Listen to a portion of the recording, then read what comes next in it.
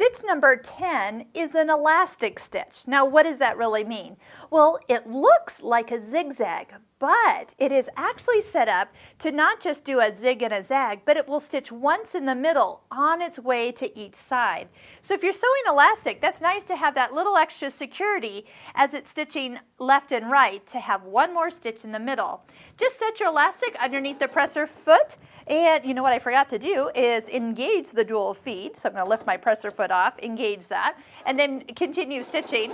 And then just gently pull the elastic as you are going, and it will stitch it in place. Now, if you have any trouble when sewing through elastic for skip stitches, make sure you put a stretch needle on. That will make all the difference in the world. So see how that would have that nice long stretch with the elastic, and it's very, very secure.